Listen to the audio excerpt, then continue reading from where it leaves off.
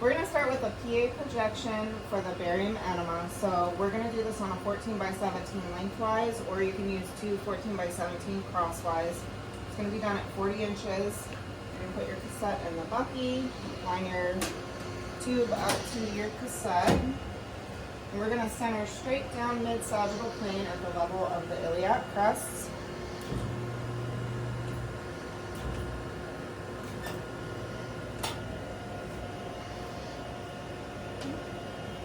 We're going to put our marker on the cassette. I have my left marker here, and this is going to be done on suspended respiration. Okay, next, we're going to do a PA axial projection. So we're going to angle our tube 35 degrees caudal for this. We're going to bring our distance down to 40 inches. And then we're going to line our tube up to our bucky.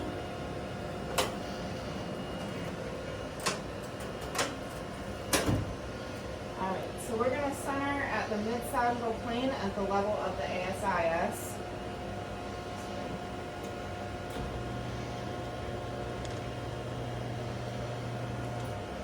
So remember, you want this so your light, your centering is exiting at the level of the ASIS.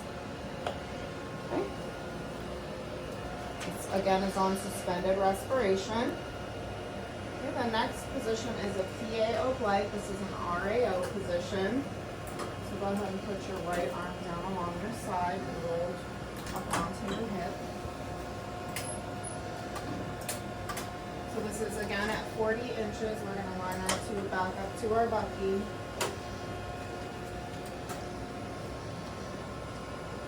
So for this, we're going to mark the side down. So your right marker is going to go on the side down. We're going to make sure our patient's straight on the table. And we're going to center 1 to 2 inches from mid-sagittal plane towards the elevated side at the level of the iliac crest. So here's iliac crest.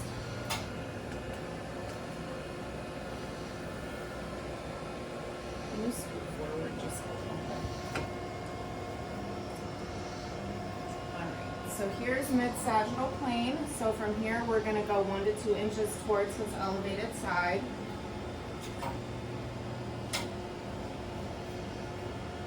Okay. And then again, this is done on suspended respiration.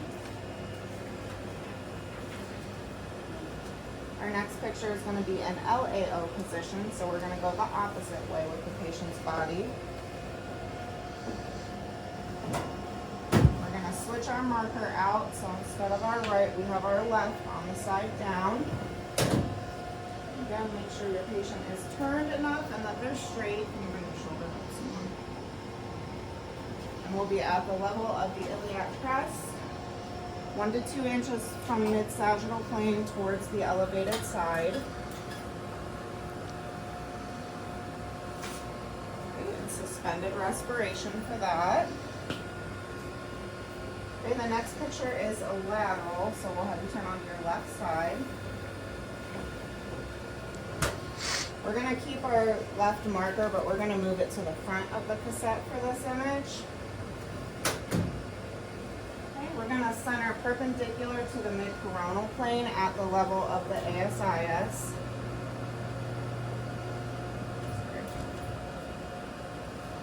Make sure your patient's in a true lateral and that they're straight on the table. And then we're just going to make sure we have cassette skimming the bottom of the patient's butt. Again, suspended respiration for that. The next is an AP, so go ahead and lay flat on your back. And we can leave our left marker where it is for this. We're going to be at the level of the iliac crest and straight down mid-sagittal plane for this. And this is done on suspended respiration. Our next picture is an AP axial. So this is going to be a 35-degree cephalic angle. So we're going to angle our tube, bring our distance down to 40 inches. Pop this out of the tent.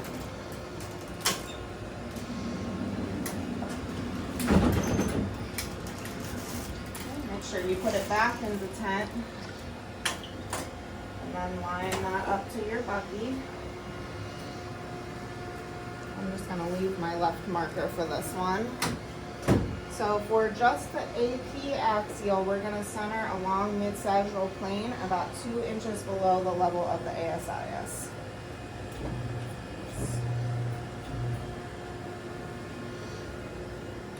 Okay, now we can also do this as an oblique. We'll do it as an LPO, so he's going to turn towards his left side or lean back. For this image, we're going to center at the inferior margin of the pubic symphysis and down mid-sagittal plane.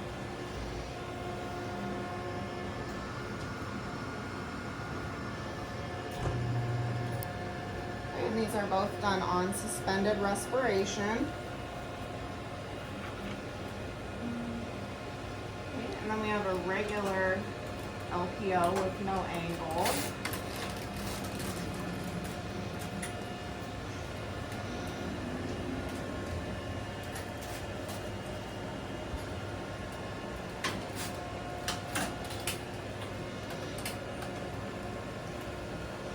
We'll make sure our tubes lined up to our bucky. Left marker on the side down. We're going to center at the crest 1 to 2 inches from midline towards the elevated side.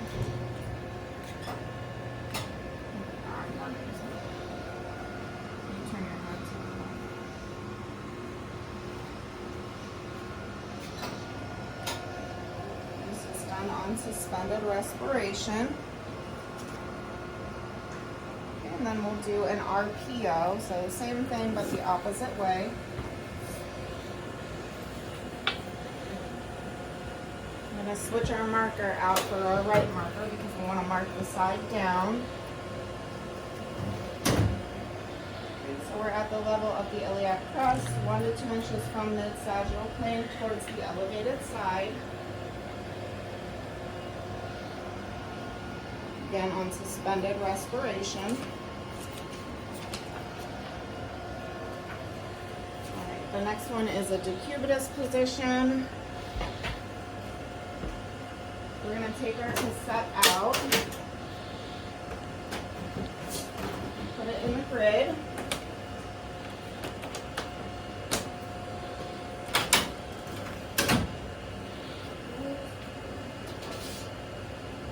So we're going to put our cassette in the stand here. Can you turn it onto your right side?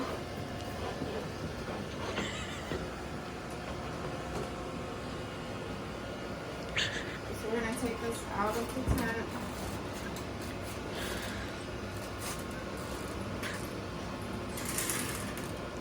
We're going to swing our tube around. And we're going to bring our angle up.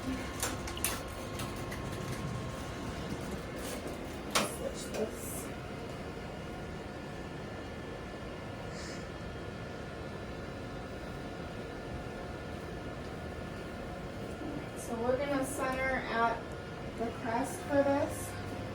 So we're going to put the center of our cassette at the level of his crest. Make sure his back's right up against the board. And we're going to line our tube up to our cassette and then come down so we're in line with mid-sagittal plane. You want your cones to be open the entire length of the cassette and your width to be just skimming the top of his body and skimming the table.